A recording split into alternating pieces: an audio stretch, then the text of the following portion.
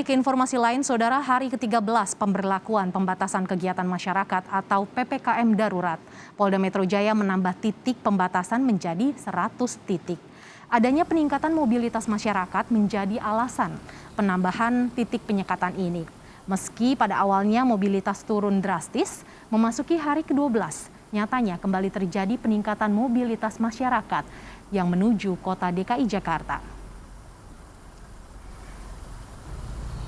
Tanggal 5 Juli itu sempat kita penurunan mobilitasnya di angka 30%. Tanggal 11 Juli itu penurunan mobilitas di bawah 20%. Sehingga kemudian warnanya hitam. Jakarta ini unik. Dia adalah hybrid konsentrik. Jadi kita sulit memisahkan mana residensial, mana downtown, mana pusat kota dan sebagainya.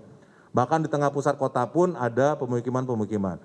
Sehingga ketika dilaksanakan pembatasan yang ada selama ini di batas-batas kota, ternyata pergerakan di dalam kota masih cukup tinggi. Yang dibutuhkan untuk melakukan penyekatan ini, satu shiftnya itu adalah 1.649 personil gabungan. Polda Metro Jaya mengeluarkan aturan baru terkait jam operasional di pos penyekatan yang berlaku mulai 15 Juli 2021. Antrean panjang kendaraan terjadi di pos penyekatan Lenteng Agung, Jakarta Selatan pada Kamis pagi. Pemeriksaan ketat dilakukan petugas terhadap pengendara yang ingin melintas. Pada pukul 6 hingga pukul 10 pagi hanya pekerja dari sektor kritikal dan esensial saja yang diperbolehkan melintas.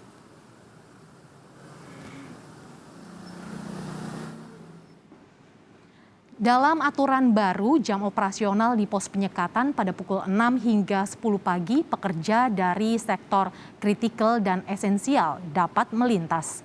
Selanjutnya, mulai pukul 10 pagi hingga pukul 22 malam, pos penyekatan ditutup. Hanya tenaga kesehatan dan petugas TNI Polri yang dalam keadaan darurat yang dapat melintas. Sementara mulai pukul 22 malam hingga pukul 6 pagi tidak ada penyekatan. Sementara itu, Gubernur DKI Jakarta Anies Baswedan meminta pimpinan perusahaan sektor esensial dan kritikal untuk ikut mengatur mobilitas pekerjanya.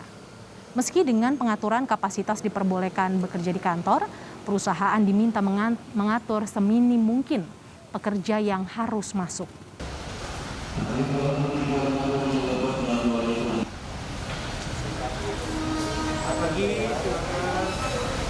Jadi pada para pimpinan perusahaan supaya irit di dalam mengeluarkan surat keterangan bekerja untuk karyawannya. Jangan sampai karyawan-karyawan ini sesungguhnya bisa bekerja di rumah, tetapi kebijakan perusahaan mengharuskan mereka bekerja di kantor atau di tempat kerja, maka terjadilah mobilitas yang tetap tinggi, terjadilah potensi penularan. Ini pengendalian bukan untuk kepentingan pengendalian, tapi ini untuk kepentingan menyelamatkan sesama.